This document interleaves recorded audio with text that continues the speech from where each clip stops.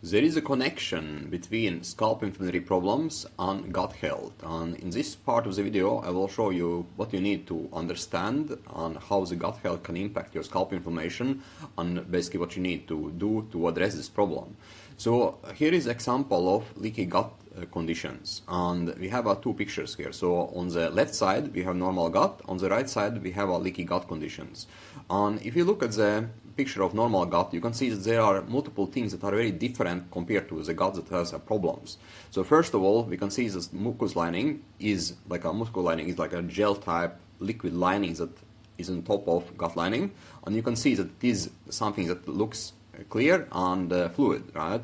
And then you have junctions beneath there, and those junctions are tied together. They are tied together, right? And that what it does, it helps to prevent food particles, bad bacteria, toxins, viruses get into the bloodstream, right? So this is how healthy gut looks like. But if there are leaky gut conditions, what happens is that mucus lining is broken, right? You can see in the pictures here it gets broken, and the junctions itself become loose, right? So they become loose and wide. And what happens as a consequence of it is that the food particles, viruses, bad bacteria, toxins, all of them can start to leak into the bloodstream, which again causes there is more issues, for example, with skin reactions in terms of scalp inflammatory problems or inflammation in general, and also in terms of immune responses, for example, and it can cause immune diseases and different immune conditions.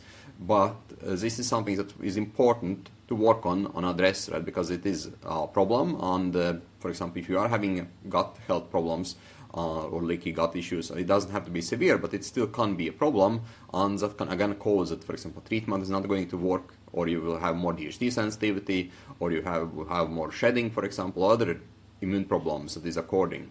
And this is something that has to be addressed.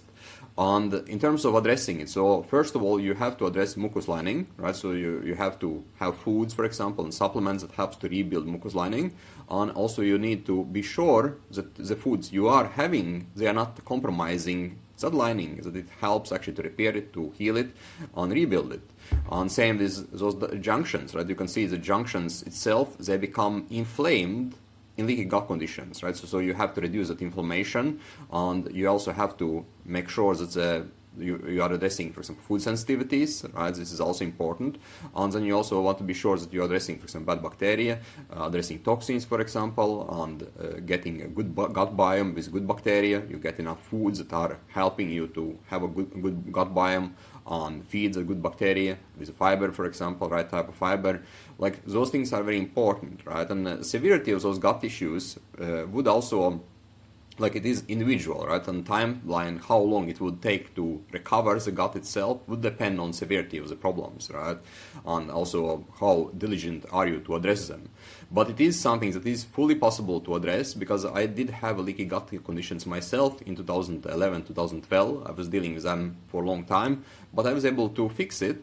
And by fixing my leaky gut issues, I was able to fix my scalp inflammation, right? And basically, when you have fixed your scalp inflammation, the treatment becomes so much more effective in terms of getting results, in terms of seeing less hair fall, for example, in terms of having issues that could be preventing the treatment of working properly. And if you solve those problems, then you can have much better effect from treatment, and of course, overall health. So this is my take on it. And additionally, like if you do repair the gut lining and you make your gut strong, then you can also have foods that is right now trigger foods, right? So for example, for me in the past, when I would have bread, for example, or if I would have, let's say, some sweets or sugary foods, for example, they would cause a lot of inflammation for me. Like what I would notice that I would have a redness on my scalp, I would have a tension on my scalp, I would have itchiness, burning sensation on my scalp, but those things are not a problem anymore after I healed my gut, right? So now I can have some foods, for example, some processed foods, bread, sugary foods, I can have them, and it's not going to cause issue for me. But in the past, when I had leaky gut issues, it was a huge problem. So my point here is that it is possible to recover from those problems, and it is possible to readjust and re-add foods in diets that previously was a problem, but if your gut is healthy, you can still have them. So that's my take on it, and